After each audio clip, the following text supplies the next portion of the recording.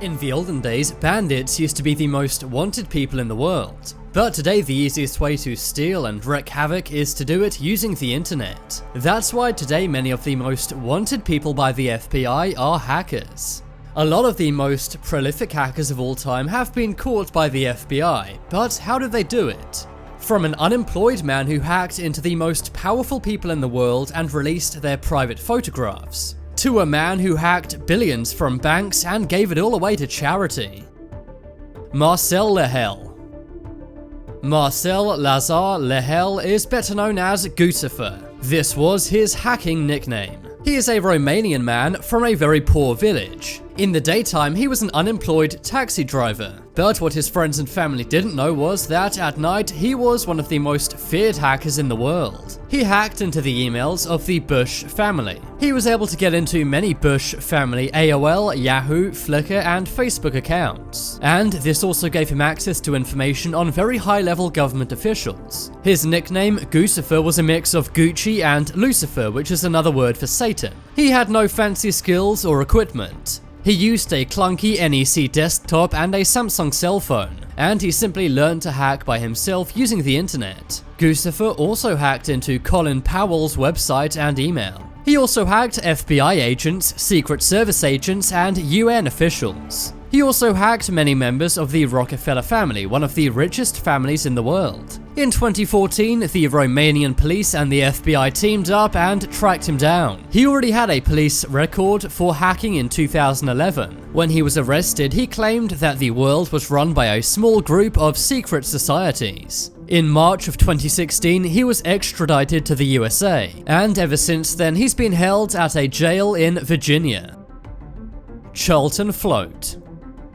If you hack something, then the FBI is likely going to want to track you down. However, there's so much hacking going on, they probably won't. But if you hack the FBI's very own website, then they'll definitely track you down. Believe it or not though, that's actually what one UK teenager did in 2013. Charlton Float hacked the FBI and the Home Office website. This prevented the reporting of crimes on the FBI's website for more than 5 hours. The FBI and the Computer Crimes Unit in the UK tracked him down. The FBI wanted him extradited to the USA, but this was denied. Instead, he was given an 8-month jail sentence. And he was also ordered to do 250 hours unpaid work. A psychologist said Charlton had a strong sense of wanting to be famous and receive kudos for his hacking. People were stunned that a 17-year-old could hack into one of the richest and most powerful organizations in the world. After all, the FBI's budget is nearly $10 billion annually, but a British teenager in his bedroom was able to take down their website. Twitter hackers. On July 15th, 2020, the biggest Bitcoin scam ever took place. This happened on Twitter after hackers were able to get control of Twitter's admin panel. 130 high-profile Twitter accounts were compromised. This included Apple, Joe Biden, Barack Obama, Elon Musk, Bill Gates, Jeff Bezos, and even Uber. Kanye West was also hacked, and they all posted the same message. They said that if you sent them $1,000 in Bitcoin, they would send you back $2,000. You may think that no one would actually fall for this, but many did. The hackers made off with around $400,000. The FBI and the US Department of Justice instantly got to work investigating, but it turned out the media was much more useful. Reuters was able to find out that the hackers were from the OG Users Forum. This is a forum where people buy and sell usernames. Later on, the hackers even gave an interview to the New York Times. Then, just hours later, the FBI arrested Graham Ivan Clark. This was a 17-year-old from Florida, USA. Some also claimed that a 21-year-old British hacker named Joseph O'Connor was behind the hack, but he told the New York Times that he had no involvement. Hamza Bendalaj. Hamza Bendalaj is from Algeria. In 2009, when he was 20, he began hacking into banks. Hamza said that he used the money to fund a life of luxury. For years, the FBI wanted him for stealing millions of dollars from US banks. It was said that he hacked into more than 217 bank accounts. But believe it or not, many people actually support Hamza. The FBI said he spent the money he stole on a luxurious life. They said he traveled first class and stayed in luxury places. But others claimed that he donated $280 million to NGOs in Africa. Many online posts sprang up calling him a hero for his donations. He was finally arrested in 2013 when he landed at a Thai airport. The FBI and the Thai police were able to arrest him when he landed. He was led away smiling as if he knew that what he did was right. It's believed that he also hacked into foreign ministries of various European countries. This was to grant visas to several Algerian youths. He was nicknamed the Happy Hacker by the media because of his radiant smile when he was arrested. But he now faces a 65-year prison sentence and a $14 million fine. But if he really did give hundreds of millions to charities, does that make his hacks okay or not? A lot of people really dislike big banks, but they like helping people. So do you think Hamza should be let off, or is stealing wrong no matter what? Albert Gonzalez. Albert Gonzalez grew up in New York. He didn't have much money when he was younger, so that's why when he was in high school he began hacking into banks. He later sold this bank information on the website shadowcrew.com, but eventually the FBI caught up with him and he was arrested. But rather than making him stop, they said he had to become an informant to avoid jail time, so that's when he became an asset for the FBI. Ultimately, Albert helped to indict dozens of Shadow Crew members. While he was a paid informant, Albert stole more than $180 million.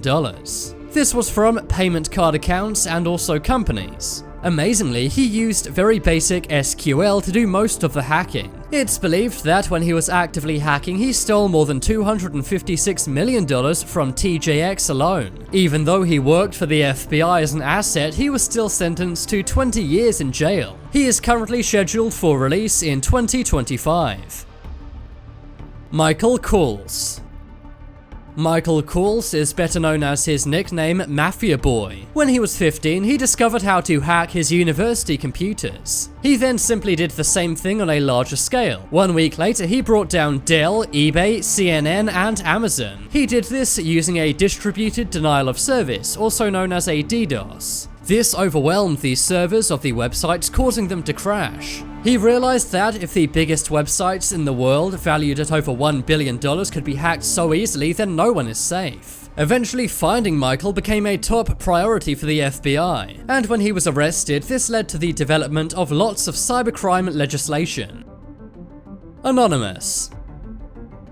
Of course, Anonymous is a loose group which anyone can join. It started in 2003 on the 4chan message boards. But in 2011, the biggest arrest of anonymous hackers happened. 16 people had their homes raided across the US and were arrested. This was for hacking various websites, for example the Church of Scientology. Jensen, James, and Shetter. Jensen is unlike most of the other hackers in this video. Instead of actually hacking into things, he was more interested in using bots. These are basically robots that can infect and take control of computer systems. Using a botnet, he was able to compromise nearly 500,000 PCs in 2005. He then rented these PCs to advertising companies, and he was paid to install bots and adware on the systems. He was eventually arrested by the FBI and sentenced to 57 months in prison. This was the first time a hacker had been sent to jail for using botnet technology. Gary McKinnon. In 2002, this Scottish man did the biggest military computer hack of all time. He was able to hack into the US military and also NASA computers. He shut down more than 2,000 of their computers for 24 hours. And he also posted a note on the military's website saying, "Your security is rubbish." He was looking for evidence of free energy and UFOs, but apparently he found nothing. He also deleted hundreds of missile logs. It was said he caused more than $700,000 worth of damage. And amazingly, he actually got away with doing this. The FBI and CIA wanted to extradite him to the USA, but this was blocked by the UK, where he lives today. Now it's time to make your voice heard. Comment below which hacker was the most impressive. If you want some more amazing videos, then check out my second channel. But as always, thanks for watching. There are some more videos on screen right now. Leave a like if you enjoyed, and if you haven't already, what are you waiting for? Subscribe to Top 10s.